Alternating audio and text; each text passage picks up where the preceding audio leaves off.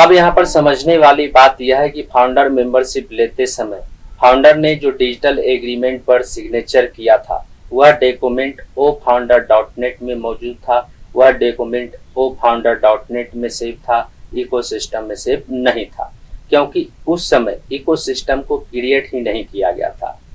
लेकिन website delete होने के बाद सभी फाउंडर द्वारा डिजिटल एग्रीमेंट पर किया गया डॉक्यूमेंट वहां से डिलीट हो चुका है और साथ ही उस एग्रीमेंट के बारे में यह बताया जाने लगा कि वह एग्रीमेंट सिर्फ 1 साल के लिए हुआ था, यानी $97 में फाउंडर्स को सिर्फ 1 साल के लिए फाउंडर मेंबरशिप दिया गया था।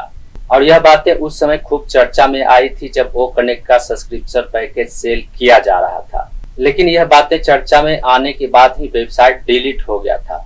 उसके बाद इस बातों का कोई मतलब ही नहीं रहा। उसके बाद यह खबर आने लगी कि OnPassive का न्यू चैप्टर OnPassive 2.0 को लॉन्च किया जाएगा। लेकिन एक वेबिनार के दौरान OnPassive के CEO मिस्टर एस मुफारे ने इस बात को सिरे से नकार दिया। उन्होंने इस बात को अफवाह बताते हुए यह कहा कि ना ही OnPassive का 2.0 आएगा और ना ही OnPassive का न्यू चैप्टर आएगा और ना ही OnPassive बंद होने वाला है। OnPassive जहां पर है वहीं पर रहेगा, क्योंकि जब तक SEC का फैसला नहीं आ जाता तब तक OnPassive में किसी तरह का कोई अपडेट नहीं किया जाएगा। यहाँ पर मैं आपको बताना चाहूंगा कि लंबे समय तक अमेरिका के फाउंडर्स को कमीशन नहीं मिलने पर अमेरिका के फाउंडर्स ने SEC में मिस्टर एस मुफारे के खिलाफ और OnPassive के खिलाफ मुकदमा दर्ज कर दिया था। वहीं SEC में मुकदमा दर्ज होने के बाद अमेरिका में OnPassive का ऑफिस बंद हो गया था और इसके बारे में यह कहा गया कि लोग OnPassive के ऑफिस में जाकर हंगामा करने लगे थे, जिसके कारण ऑफिस को वहां से बंद करना पड़ा। वहीं इंडिया के हैदराबाद में कर्मचारियों का वेतन नहीं मिलने के बाद कर्मचारियों ने हड़ताल कर दिया और उसके बाद हैदराबाद में भी OnPassive का ऑफिस को बंद कर दिया गया। वहीं OnPassive का एक और ऑफिस दुबई में था, जो वेबसाइट डिलीट होने के बाद उस ऑफिस को वहां से भी बंद कर दिया गया। यानी कई देशों में OnPassive का जितना भी ऑफिस था वह सभी ऑफिस धीरे धीरे बंद हो गया।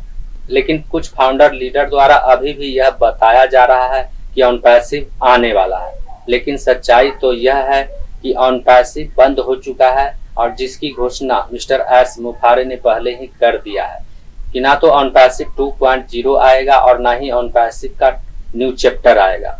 हम एक नए प्लेटफॉर्म पर शिफ्ट करने जा रहे हैं और उस प्लेटफॉर्म का OnPassive से कोई लेना देना नहीं है।